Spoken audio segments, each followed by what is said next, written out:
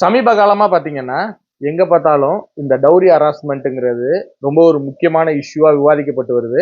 இதுக்கு முக்கியமான காரணம் ஃபால்ஸ் கம்ப்ளைண்ட் நெறைய பெருகிட்டு இருக்கு. அதாவது கணவன் மேல மனைவி குடுக்கக்கூடிய ஃபால்ஸ் கம்ப்ளைண்ட். அதாவது பழி வாங்கணும்னு நெனைக்கிறாங்கன்னா, ஹராஸ்மென்ட் குடுக்குறாங்க. கணவன் மட்டும் இல்லாம, கணவன் வீட்டை சார்ந்தவர்கள், அதாவது அவங்க அம்மா, அப்பா இவங்க மேலயும் வந்து அடிஷனலா வந்து கம்ப்ளைண்ட் குடுக்குறாங்க. யாரு புடிக்கலையோ உடனே இத வந்து ஒரு ஆயுதமா யூஸ் பண்றாங்க.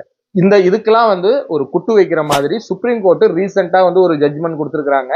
என்னன்னா, பொய்யா இது மாதிரி ஃபால்ஸ் கம்ப்ளைண்ட் நீங்க கொடுக்குறீங்க அப்படின்னா உடனே வந்து அந்த கம்ப்ளைண்ட பேஸ் பண்ணி அரெஸ்ட் பண்ண கூடாது. இதுக்கு கூலிங் பீரியட்னு 2 மந்த்ஸ் வந்து டைம் பீரியட் கொடுக்குறாங்க.